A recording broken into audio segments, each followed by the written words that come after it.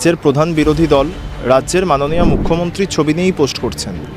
অর্থাৎ তারাও এটা বুঝতে পারছেন যে তাদের দলেও এমন কোনো নেতা নেই যার ছবি দিয়ে পোস্ট করলে সেই পোস্টে রিচ আসতে পারে বলে। শুভেন্দু অধিকারীর নিরাপত্তার বিষয়ে আমার মনে সংশয় হচ্ছে। তার কারণ যারা সনাতনী, যারা হিন্দু, তারা শুভেন্দু অধিকারীর এই মন্তব্যকে তাদের ভাবাবেগে নেবেন, এটা খুব স্বাভাবিক। যারা বিজেপির বিরুদ্ধে লড়াই করার অন্যতম শক্তি হিসাবে বামপন্থাকে বেছে নিতেন, তারা আগামী নির্বাচনে তৃণমূল কংগ্রেসকে আরও বেশি মাত্রায় বেছে নেবেন।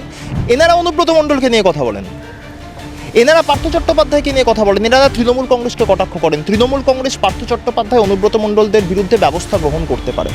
তনি হিন্দুরা শুভেন্দু অধিকারীর ওপর চড়াও হয়, তার দায়ভার কে নেবে?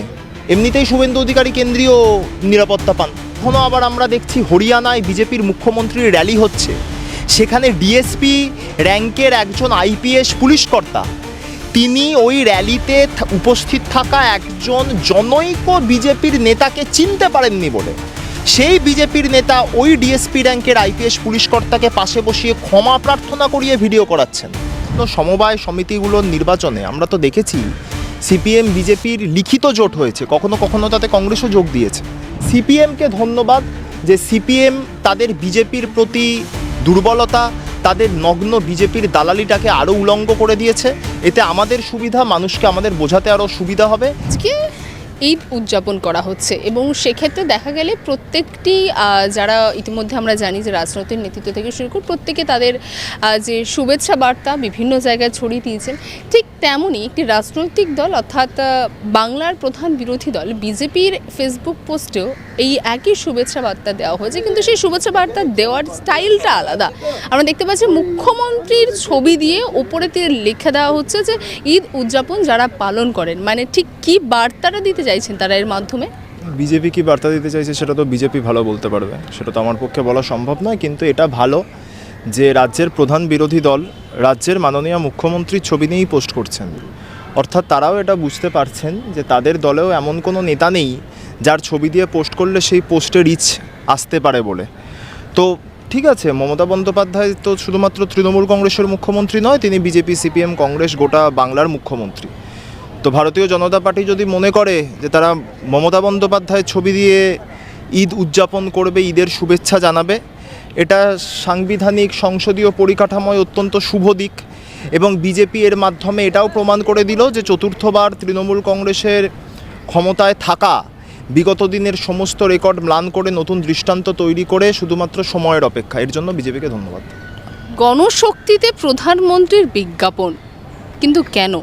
এটা তো সাধারণ মানুষ যারা মানে গণশক্তিকে দেখে তাহলে তো তাদের মনেও তো প্রশ্ন জাগবে, এটা কি কোনো দ্বিচারিতা নয়?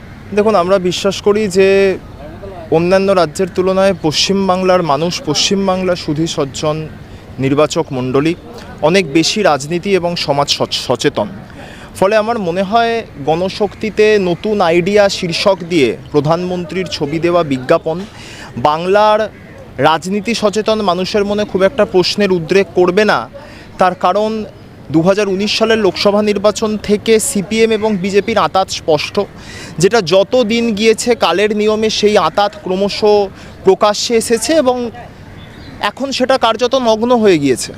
ফলে এইরকম উলঙ্গ বিজেপির দালালি সিপিএমের পক্ষ থেকে হচ্ছে, এতটা নগ্ন না হলেও তারা পারতেন। কিন্তু একদিকে ভালো, মানুষ সবটাই বুঝছেন এবং যারা মনে করেছিলেন যে হয়তো তৃণমূল কংগ্রেসের বিরুদ্ধে, যারা তৃণমূল কংগ্রেসেরও বিরোধী আবার বিজেপিরও বিরোধী, তারা হয়তো মনে করেছিলেন যে তৃণমূল কংগ্রেসকে আটকানোর জন্য সিপিএম ভালো বা বিজেপিকে আটকানোর জন্য হয়তো তৃণমূলের থেকে সিপিএম বেটার। কারণ সিপিএম এবং প্রদেশ কংগ্রেসের একটি অংশ, মূলত অধীর চৌধুরী যখন দায়িত্বে ছিলেন সেই সময় তারা যে তৃণমূল বিজেপির আঁতাতের অভিযোগ তুলতেন বারবার, সেটাতে যে গুটি কয়েক মানুষ প্রভাবিত হতেন তাদের কাছে বিষয়টা আরও স্পষ্ট হয়ে গেল। এবং যারা বিজেপির বিরুদ্ধে লড়াই করার অন্যতম শক্তি হিসাবে বামপন্থাকে বেছে নিতেন, তারা আগামী নির্বাচনে তৃণমূল কংগ্রেসকে আরও বেশি মাত্রায় বেছে নেবেন। এটা আমাদের দিক থেকে সুবিধা। তাহলে কি বিধানসভা নির্বাচনে এবার বাংলায় বিজেপি সিপিএমের জোট দেখবো আমরা? এটা তো নতুন করে দেখার কিছু নেই। বিভিন্ন সমবায় সমিতিগুলোর নির্বাচনে আমরা তো দেখেছি সিপিএম বিজেপির লিখিত জোট হয়েছে, কখনো কখনো তাতে কংগ্রেসও যোগ দিয়েছে। সেই রকম কোনো জোট অলিখিত হলেও এই জোট পশ্চিমবাংলায় আছে শুধুমাত্র মমতা বন্দ্যোপাধ্যায়কে আটকানোর জন্য। দেখুন, তৃণমূল কংগ্রেস ঘাসের ওপর জোড়াফুল চিহ্ন, সবার ঊর্ধ্বে মমতা বন্দ্যোপাধ্যায়। দলটা মমতা বন্দ্যোপাধ্যায়ের, চিহ্নটাও মমতা বন্দ্যোপাধ্যায়ের। ফলে কালীঘাটের আদিগঙ্গার ধারের বামপন্থী বাবুদের ভাষায় ওনারা বলতেন ছোটলোক বস্তির ঝি ক্লাসের মেয়ে ছেলেটাকে আটকানোর জন্য সিপিএম, বিজেপি, বিগত দিনে কংগ্রেসের একাংশ তারা ঐক্যবদ্ধ হয়েছেন, হয়তো প্রকাশ্যে হননি, পরোক্ষভাবে হয়েছেন, এটা বাংলার প্রতিটি মানুষ জানে। 2021-এর বিধানসভা নির্বাচন, 2024-এর লোকসভা নির্বাচনের ফল, মানুষের আশীর্বাদ আরও বেশি মাত্রায় বাড়া, সেই আশীর্বাদ, ভোট শতাংশ এবং আসন সংখ্যার সমান্তরাল শ্রীবৃদ্ধি, এগুলো তো সিপিএম, বিজেপি আর প্রদেশ কংগ্রেসের একাংশ, যারা উভয় বিজেপি আর সিপিএমের কাছে নিজেদের মেরুদণ্ড বিক্রি করেছে, তাদের বিরুদ্ধে রায়। এবং এই ধারা অব্যাহত থাকবে যত দিন যাচ্ছে, এই ধারা যে অব্যাহত থাকবে, 2021-এর ধারা, 2024-এর ধারা অব্যাহত থাকবে প্রবহমান গতিতে। তৃণমূল কংগ্রেসের প্রতি মানুষের আশীর্বাদ অটুট থাকবে, এটা যত দিন যাচ্ছে তত বেশি মাত্রায় স্পষ্ট হচ্ছে। সিপিএমকে ধন্যবাদ যে সিপিএম তাদের বিজেপির প্রতি দুর্বলতা, তাদের নগ্ন বিজেপির দালালিটাকে আরও উলঙ্গ করে দিয়েছে। এতে আমাদের সুবিধা, মানুষকে আমাদের বোঝাতে আরও সুবিধা হবে, এর জন্য সিপিএমকে ধন্যবাদ জানাবো। প্রসাদের নামে স্থানীয় মিষ্টির দোকান থেকে গজা প্যারা নিয়ে বিতরণ করা হচ্ছে, দীঘা থেকে আসছে না। রাজ্যের বিরোধী দলনেতা শুভেন্দু অধিকারীর মন্তব্য। ইতিমধ্যে আমরা জানি যে দীঘার জগন্নাথ মন্দিরের প্রসাদ বিতরণ নিয়ে নতুন করে বিতর্ক সৃষ্টি হচ্ছে। দেখুন, আমার শুভেন্দু অধিকারীর এই সমস্ত মন্তব্য উনি এত করছেন, আমি ভারতবর্ষের একজন নাগরিক হিসাবে, বাংলার রাজনীতির একজন ছাত্র হিসাবে আমার কোথাও শুভেন্দু অধিকারীর নিরাপত্তার বিষয়ে আমার মনে সংশয় হচ্ছে। তার কারণ, যারা সনাতনী, যারা হিন্দু, তারা শুভেন্দু অধিকারীর এই মন্তব্যকে তাদের ভাবাবেগে নেবেন, এটা খুব স্বাভাবিক।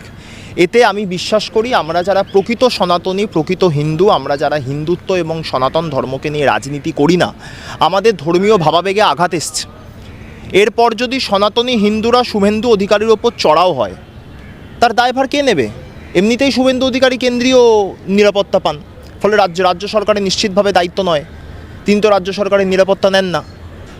হয় ক্যালকাটা হাইকোর্টকে তার দায় নিতে হবে, কারণ শুভেন্দু অধিকারী কথায় কথায় ক্যালকাটা হাইকোর্টের কাছে যান। আমরা দেখেছি ক্যালকাটা হাইকোর্টের বিভিন্ন মাননীয় মহামান্য বিচারপতিরা রয়েছেন যারা শুভেন্দু অধিকারীকে একের পর এক মামলায় রক্ষা কবচ দিয়েছেন। তাহলে হয় এর দায় ক্যালকাটা হাইকোর্টকে নিতে হবে, অথবা এর দায় কেন্দ্রীয় সরকারকে নিতে হবে, কারণ তাদের সিকিউরিটির মধ্যে শুভেন্দু অধিকারী ঘেরাটোপে রয়েছেন। কিন্তু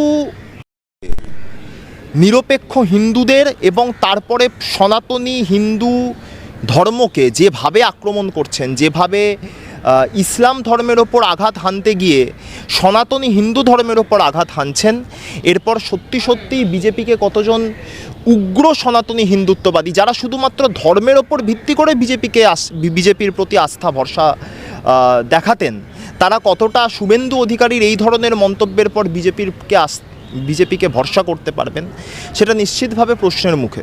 এবং এই বিষয়ে রাজ্যের তথ্য সংস্কৃতি মন্ত্রী ইন্দ্রনীল সেন বিস্তারিত বলেছেন সংবাদ মাধ্যমের সামনে, সেটা আপনাদের কাছ থেকেই আমরা সংবাদ মাধ্যম সূত্রেই জানতে পেরেছি, সেই সাংবাদিক সম্মেলন।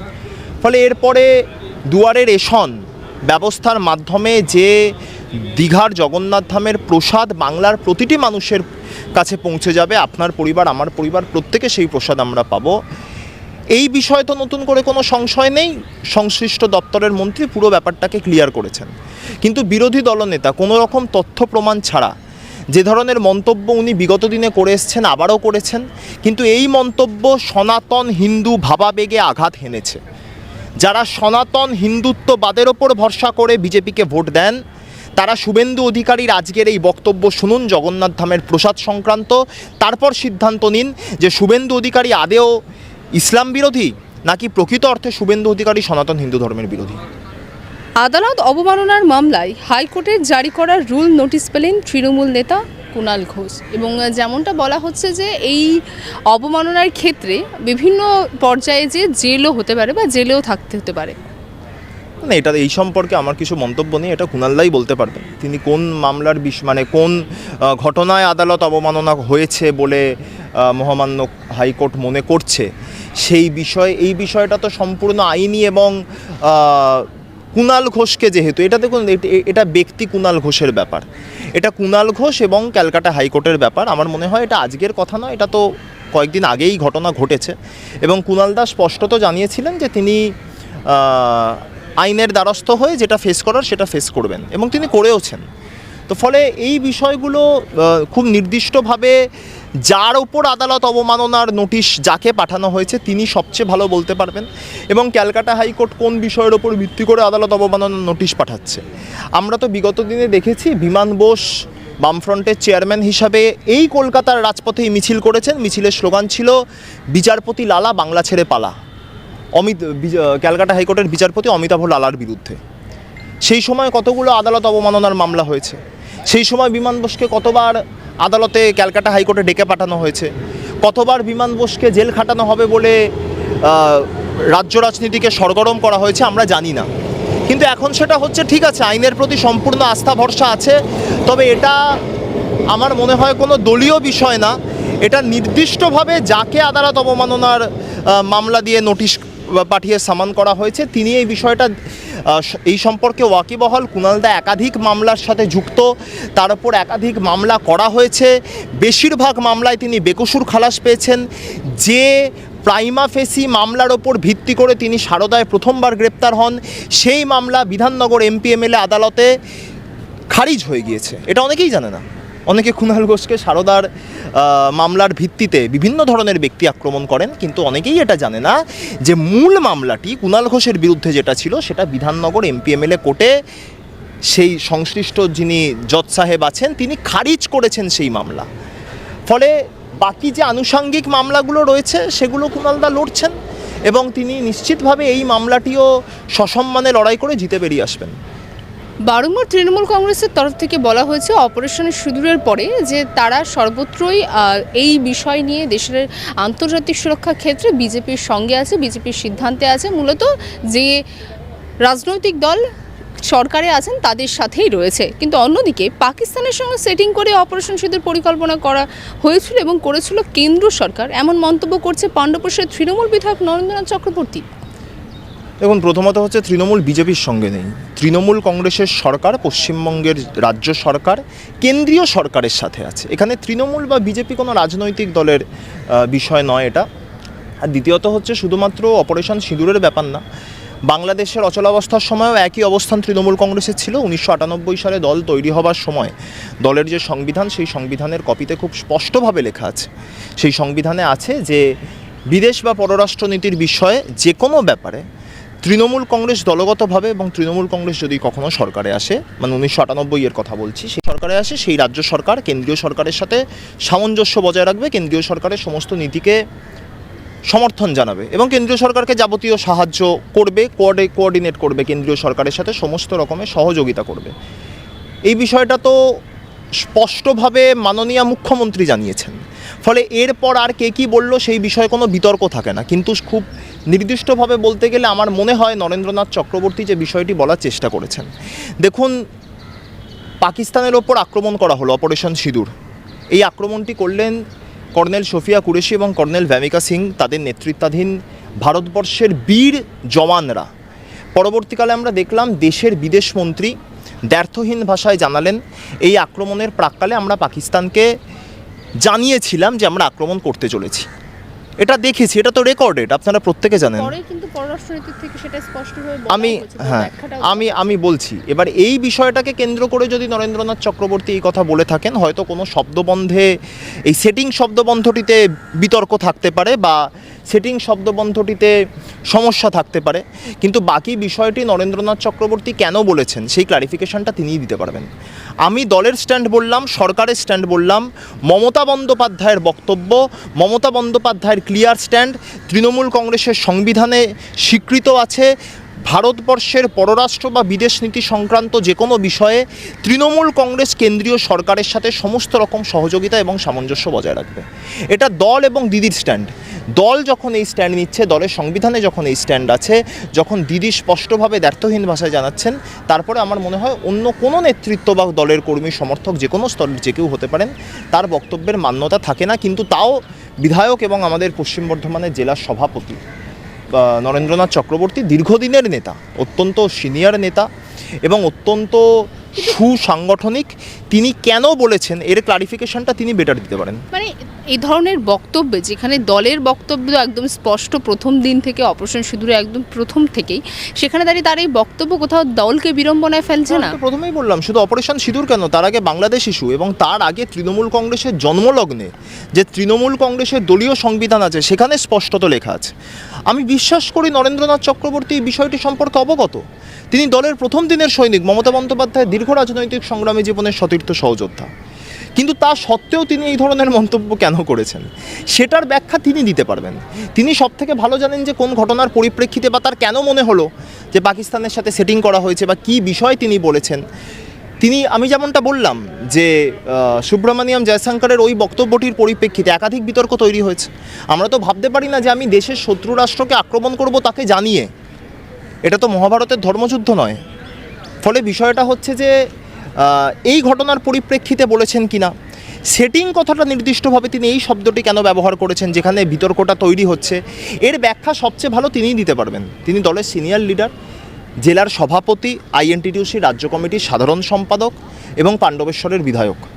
ফলে এই ধরনের একজন সিনিয়র লিডারের বক্তব্যের ক্লারিফিকেশন আমার মনে হয় দলের শৃঙ্খলা রক্ষা কমিটি বা শীর্ষ নেতৃত্ব অথবা সংশ্লিষ্ট নেতা নিজে সবচেয়ে ভালো দিতে পারেন, আমাদের থেকে অনেক বেটার।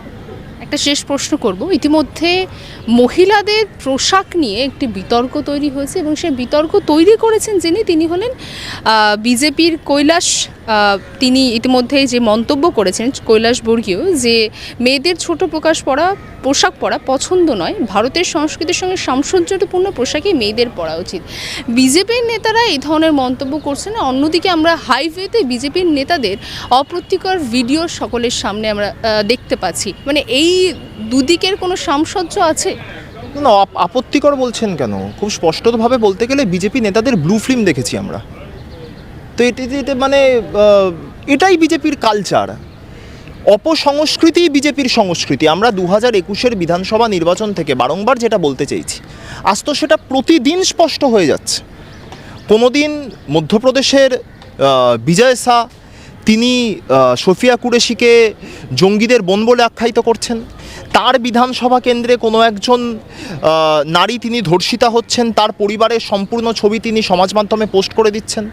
কখনো আবার আমরা দেখছি হরিয়ানায় বিজেপির মুখ্যমন্ত্রীর র্যালি হচ্ছে, সেখানে ডিএসপি র্যাঙ্কের একজন আইপিএস পুলিশকর্তা তিনি ওই র্যালিতে উপস্থিত থাকা একজন জনৈক বিজেপির নেতাকে চিনতে পারেননি বলে সেই বিজেপির নেতা ওই ডিএসপি র্যাঙ্কের আইপিএস পুলিশকর্তাকে পাশে বসিয়ে ক্ষমা প্রার্থনা করিয়ে ভিডিও করাচ্ছেন। সেই ভিডিও আছে আমার কাছে, আমার সোশ্যাল মিডিয়াতে পোস্টেড আছে।